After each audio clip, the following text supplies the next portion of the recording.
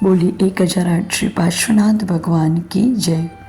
पार्श्वनाथ भगवान जिनका मुकुट सप्तमी के दिन समेत शिखर से निर्वाण हुआ था, ऐसे पार्श्वनाथ भगवान के जीवन की कथा भी बड़ी रोचक है।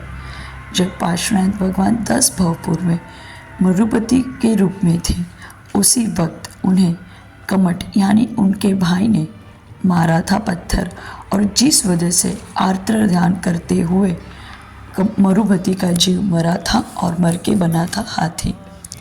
उस भाव में भी कमट ने उसका पीछा नहीं छोड़ा था और डंस मार के हाथी को मार दिया था।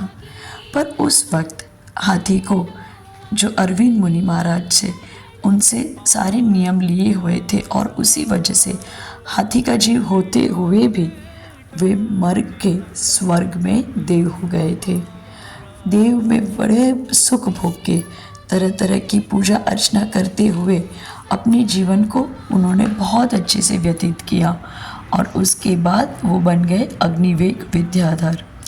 जब वो अग्निवेद विद्याधर बने थे तभी भी उन्होंने दीक्षा ली थी, और उस भाव में भी कमट ने अजगर का रूप लिया था और महाराज को निगल लिया था।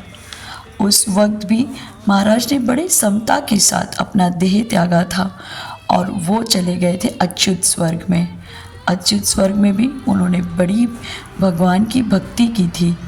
वो नंदीश्वर द्वीप गए थे, अकृत्रिम चैतालय में जाके भगवान की भक्ति करते थे, और उसी वक्त जो कमट का जीव था वो नरक के दुख भोग रहा था।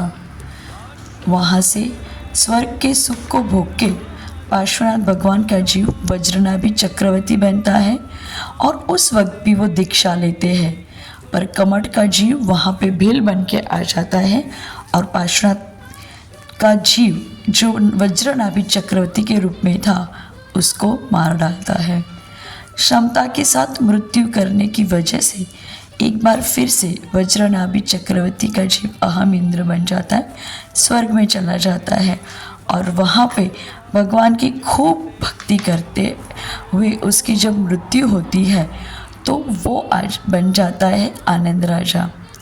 आनंद राजा भी यहाँ पे भी धर्म के संस्कार होने की वजह से जब वो पृथ्वी पे जन्म लेते हैं तो एक बार फिर से दीक्षा ले लेते हैं, और कमट का जीव यहाँ पे शेर बन के आता है, और एक बार फिर से वो जो मुनि महाराज थे उसके ऊपर उपसर्ग करता है। पर मुनि महाराज जब क्षमता से अपने मृत्यु को ग्रहण करते हैं तो वो वापस से मर के बन जाते हैं इंद्र।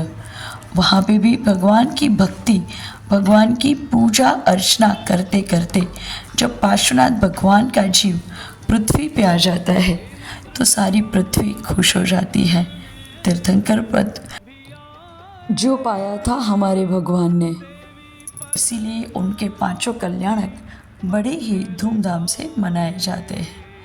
ऐसे पार्श्वनाथ भगवान जिनका जन्म बनारस हुआ, जिनकी माता का नाम वामा देवी और पिता का नाम अश्वसेन था। इस भाव में भी कमट ने पार्श्वनाथ भगवान के ऊपर घोर उपसर्ग किया था, पर वो उपसर्ग को विजय पाकर पार्श्वनाथ भगवान ने अपने जीवन का कल्याण किया था और अंत में मोक्ष की प्राप्ति की थी। ऐसे पार्श्वनाथ भगवान जिन्होंने समेत शिखर से मोक्ष पाया, ऐसे भगवान के चरणों में सत सत वंदन, सत सत वंदन, सत सत वंदन।